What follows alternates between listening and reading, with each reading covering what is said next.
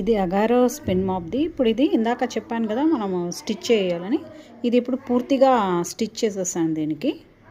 నేను అక్కడక్కడ స్ట్రాంగ్గా కంటిన్యూస్ స్టిచ్ వేయకండి, అక్కడక్కడ వేస్తూ స్ట్రాంగ్గా ఫిక్స్ చేసేసేయండి. ఎడ్జెస్లో ఫిక్స్ చేసేయండి. ఇప్పుడు కుట్టినాక ఇట్లా ఉంటుంది. ఇప్పుడు ఈ సర్ఫేస్ పైన మనకి ఫ్లోరు మంచిగా క్లీన్ అవుతుంది. సో ఎవరైనా అగారో మాప్ తీసుకొని ఉంటే వాళ్ళకు ఒకవేళ ఇట్లాంటి ప్రాబ్లం మేము ఫేస్ చేస్తున్నటువంటి ప్రాబ్లం వస్తే, ఎందుకంటే ఈ పీసెస్ అన్నీ రాలిపోయి ఇంకా డర్టీ అయినట్టుగా ఫ్లోర్ ఇంకా డర్టీ అయినట్టు కనపడుతూ ఉంటుంది, క్లీన్ అయినట్టు సరిగ్గా కనపడదనమాట, ఉండదన్నమాట. సో ఇంకా డస్ట్ ఎక్కడ పడుతున్నట్లుగా అనిపిస్తుంది. సో ఈ ప్రాబ్లం ఒకవేళ ఎవరైనా ఫేస్ చేస్తూ ఉంటే ఇలాంటి మెథడ్ యూస్ చేయండి. ఈ మెథడ్ తోటి ఈ విధంగా క్లాత్ని స్టిచ్ చేసేసడం వల్ల ఈ క్లాత్ తోటి ఫ్లోర్ చాలా చక్కగా క్లీన్ అవుతుంది. నేను అది కూడా చూపిస్తాను క్లీన్ చేసేటప్పుడు కూడా. ఓకే,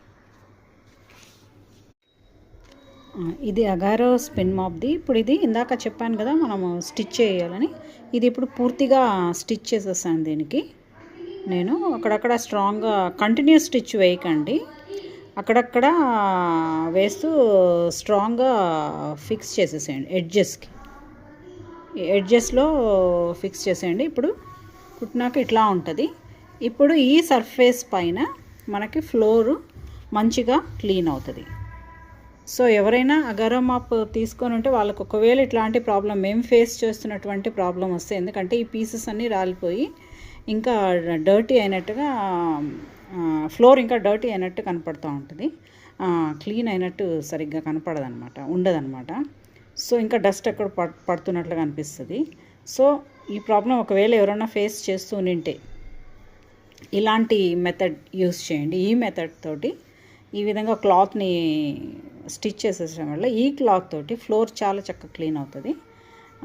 నేను అది కూడా చూపిస్తాను క్లీన్ చేసేటప్పుడు కూడా.